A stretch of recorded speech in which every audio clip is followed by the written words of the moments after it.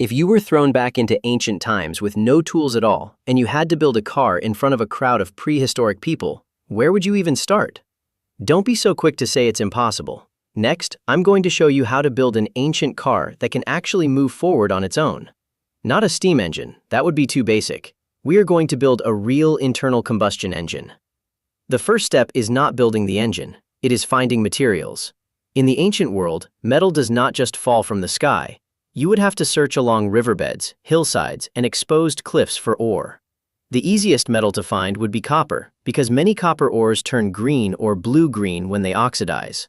Minerals like malachite and azurite stand out clearly against gray-brown rock. If you are lucky, you might even find native copper. This kind of copper does not need complex smelting. Heat it up, hammer it repeatedly, and it can be turned into simple blades, nails, and small tools. Copper is the first metal entry point on the ancient car technology tree because it melts more easily than iron and is much better suited for early casting. Once you have copper ore, you still need to turn stone into metal. First, you need pottery and a furnace. Clay from a riverbank can be made into a crucible. Fine sand and clay can be used to make casting molds. Wood can be burned with limited oxygen to make charcoal. Animal hide and wooden boards can be used to make a bellows. Charcoal is better than ordinary firewood for smelting because it burns hotter and can also create a reducing environment. Put crushed copper ore into the crucible, surround it with charcoal, and keep pumping air into the furnace. The copper oxides inside the ore will be reduced into metallic copper. The copper that comes out will not look like a clean, modern copper ingot. It will be mixed with impurities and slag. You have to heat it, hammer it, melt it again, and repeat the process before it becomes metal that is barely usable. But pure copper is too soft. It can only be used for early tools. If you want stronger parts, you need to find tin. Tin ore is not always brightly colored. The most common clue is black, heavy sand in riverbeds, especially particles that are dense, hard, and not easily washed away by water. Mix copper with a small amount of tin, and you get bronze. Bronze is harder than pure copper, flows well when molten, and is suitable for casting more complex parts. So the first batch of advanced parts for this ancient car would not be steel parts. They would be bronze parts, bushings, slide valves, tubes, hub sleeves, and even the engine cylinder could be made from bronze first. Of course, you still need iron. But at the beginning, iron is not something you use to cast the cylinder. Iron ore can be found in reddish-brown soil layers, black magnetic sand, hematite, limonite, and even iron-rich swamp deposits. Early iron making is more like burning out a lump of iron that can be forged, not directly pouring out liquid iron. You build a small vertical furnace out of clay. Inside, you stack alternating layers of charcoal and iron ore, then keep pumping air into it. In the end, what you usually get is a lump of spongy iron mixed with slag. Take that hot lump out and hammer it. The slag gets squeezed out, and the iron slowly becomes usable wrought iron. So the material division for the first generation of ancient cars should be this. Bronze is used for casting, and wrought iron is used for load-bearing parts. Now, we can finally start building the vehicle. For the frame, forget about a modern unibody structure. Just follow the logic of a carriage. Choose hardwood for 2 long frame rails, connect them with crossbeams, and fasten everything with wooden wedges, animal sinew, rivets, and iron bands. The wheels cannot be rubber tires either. You can only make wooden spoked wheels. First, make the hub, then insert the spokes. Build a wooden rim around the outside. Finally, heat an iron band and fit it around the outer edge of the wheel. When the iron band cools down, it shrinks and clamps the wooden wheel tightly together. It has no suspension, no grip, and no comfort. But it can carry weight, and it can roll. For now, that is enough.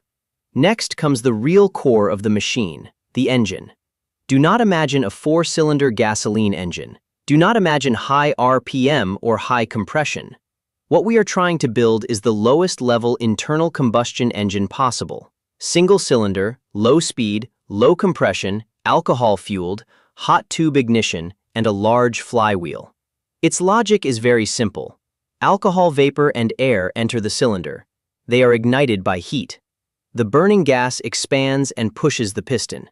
The piston pushes the connecting rod. The connecting rod pushes the crank. The crank turns the flywheel. As long as the flywheel can keep turning, you can eventually transfer power to the wheels. The cylinder is the hardest part. Without machine tools, you cannot make a small cylinder. You can only make it large, thick, and slow. First, use a clay core to form the inner cavity. Then use clay and sand to make the outer mold. Pour bronze into the mold, and you get a rough, thick-walled cylinder. After casting, the inner wall will definitely not be round, and it will not be smooth. So what do? You grind it by hand. Use a long rod with leather wrapped around the end. Dip it in fine sand and grease, then push, pull, and rotate it inside the cylinder again and again. The goal here is not the precision of a modern engine. The goal is only this: the piston can move back and forth, it does not jam too badly, and the leakage is not completely ridiculous. The piston also cannot be made in the modern way. Modern piston rings are thin, round, and elastic.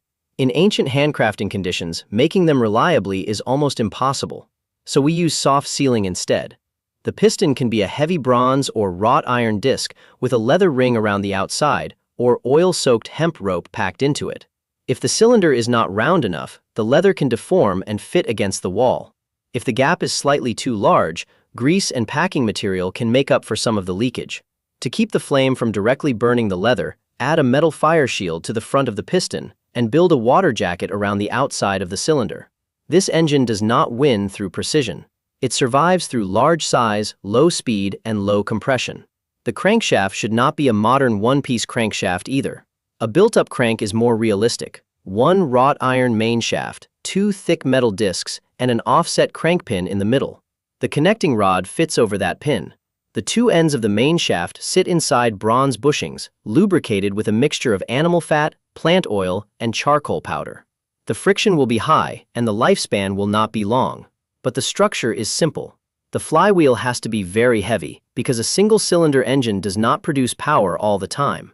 The only moment that really does work is the instant when combustion expands and pushes the piston. The rest, intake, exhaust, and passing through dead center, all depends on the inertia of the flywheel. The more stable the flywheel is, the better chance this monster has of running continuously. For fuel, choose alcohol. There is no gasoline in the ancient world, but there are fruits, grains, and honey. They can be fermented, and the fermented liquid can then be distilled to produce a higher concentration of alcohol. Alcohol is not as convenient as gasoline, but its biggest advantage is that it can be made from plants and food resources. For fuel delivery, do not make a modern carburetor. Make a simple alcohol vaporizer instead.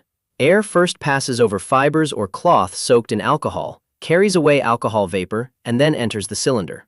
It will not be precise, it will not be stable, but as long as the mixture can ignite and push the piston, you have crossed the first major threshold. For ignition, do not use a spark plug. A spark plug requires high voltage, coils, ceramic insulation, and a stable electrode gap. In ancient times, all of that is far too luxurious. So we use hot tube ignition. Attach a small metal tube near the combustion chamber. Heat the outside with fire while the inside stays hot.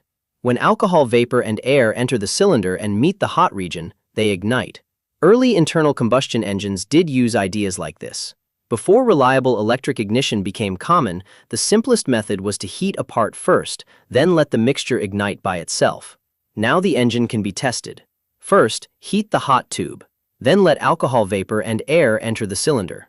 Turn the flywheel by hand so the piston can pass through its initial dead center. If the seal, mixture, and valve timing happen to be just right, the cylinder will make a dull explosion. The piston is pushed out. The connecting rod drives the crank. The flywheel turns one full rotation. The first attempt may only move a little. The second attempt may turn half a rotation. After many adjustments, the flywheel finally begins to turn continuously. Thump, thump, thump. This is not the roar of a modern engine. It is more like a metal monster learning how to breathe. Next, mount the engine onto the frame. Give up on the gearbox completely, because precision gears are not something you should touch at this stage. The simplest transmission is a belt. Put one belt around the outer edge of the engine flywheel, and put the other end around a large pulley on the rear axle. When the belt is tightened, power goes to the rear wheels. When the belt is loosened, the power is disconnected. By changing pulleys of different sizes, you can roughly change the vehicle's speed. It will slip. It will wear out. It may suddenly fall off. but it is much simpler than a gearbox, and it fits ancient handcrafting conditions much better. For steering, keep borrowing from the carriage. Mount the front wheels on a cross axle. Put a pivot point in the middle of that axle. The driver uses a long lever to swing the front axle left and right. For braking, do not use brake discs. Use a block of wood, leather, or a metal band to press against the wheel or the transmission wheel, slowing the vehicle down through friction. At this point, the structure of the car is finally complete. Wooden frame, wooden wheels with iron bands, bronze cylinder, wrought iron crank, leather-sealed piston, alcohol vaporizer, hot tube ignition, large flywheel, belt drive, carriage steering, and friction brakes. Finally, push it onto a flat piece of ground. The hot tube is already glowing. Alcohol vapor begins to enter the cylinder. People turn the flywheel with force. On the first try, the engine only makes a dull thud. On the second try, the flywheel turns a little more than half a rotation. On the third try, the belt suddenly tightens and the rear wheel shakes. Adjust it. Try again. Repair it. Repeat. Until at some point, the flywheel finally spins steadily. The belt pulls the rear axle. The wooden wheels carry the whole machine forward, shaking with every movement. It may only move at walking speed. It may not be able to outrun a horse. It may need repairs after just 10 minutes. But it has already done the most important thing. It is not being pushed by people, and it is not being pulled by animals. It is moving forward by burning fuel on its own. So strictly speaking, building a modern car by hand in ancient times is impossible. You cannot hand build a modern engine, modern tires, a gearbox, or an electrical system in the way we understand them today. But if you lower the goal to the absolute minimum and follow the path of copper ore, charcoal, bronze, wrought iron, wooden vehicle, alcohol, hot tube, and large flywheel, then a primitive internal combustion wooden car could theoretically be assembled. It will not be modern. It will not be comfortable. It will not be reliable. But when it first crawls forward across the ancient ground, coughing smoke as it moves, it is no longer just a car. It is the shadow of the industrial age, falling onto the ancient earth for the very first time.